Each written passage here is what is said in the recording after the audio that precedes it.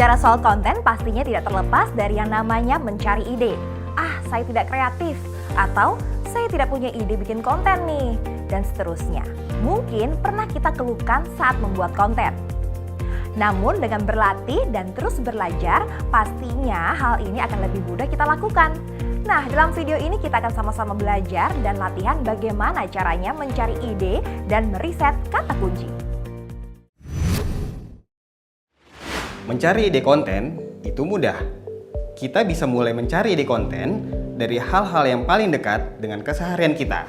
Jika kita ingin mencari ide konten yang lebih beragam, kita bisa mencari banyak referensi dengan cara membaca dan juga menonton video yang beragam. Pastikan kita memahami setiap materi yang ada dari referensi yang sudah kita tonton dan sudah kita baca.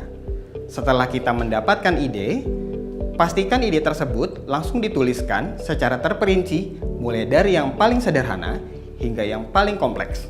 Dalam mencari ide konten, kita bisa menyelingi dengan melakukan hal-hal yang kita suka.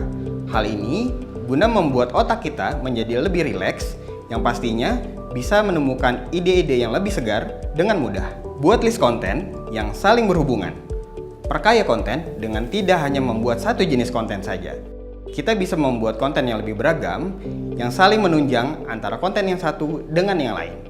Buatlah konten yang unik. Sebisa mungkin membuat konten yang melengkapi konten yang sudah ada. Ada beberapa hal yang harus diperhatikan saat membuat konten. Yang pertama, perhatikan kebiasaan dari target audiens kita. Yang kedua, posisikan diri kita sebagai target audiens kita. Dan yang ketiga, cari tahu dan perhatikan konten kreator lain yang punya target audiens yang sama seperti kita. Yang keempat, cari tahu apa yang sedang dibahas oleh target audiens kita. Yang kelima, gunakan Google Trend dan sosial media untuk mencari apa yang sedang tren saat ini. Selain hal-hal tadi, untuk mencari ide, kita bisa bertukar pikiran dengan tim. Caranya, setiap anggota tim wajib mengeluarkan ide-ide dari pikiran mereka, lalu dicatat menggunakan kertas tempel, papan tulis, atau media lainnya. Ingat, proses pertukaran ide ini berfungsi agar kita menemukan ide-ide baru yang lebih segar, yang pastinya di luar dari ekspektasi kita. Dalam melakukan riset kata kunci, kita bisa menggunakan tools diantaranya Google Trend, Google Keyword Planner, dan keywordtools.io.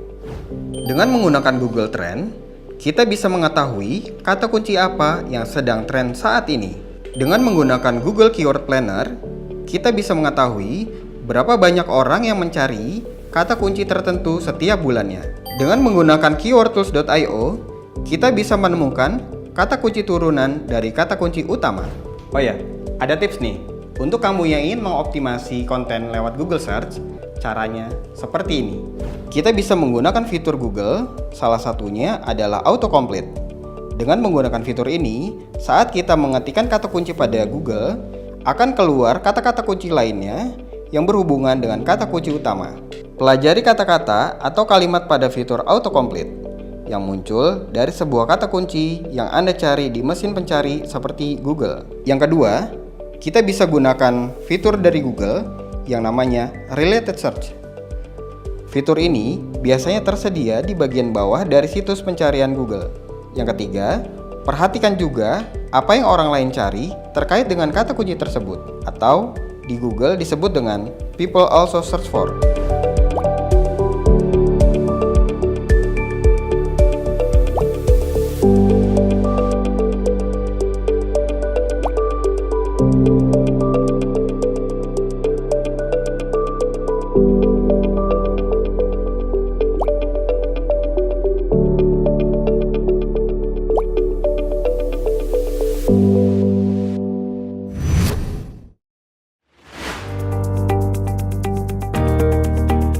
Wah, ternyata prosesnya cukup panjang ya untuk meriset kata kunci serta menentukan ide konten.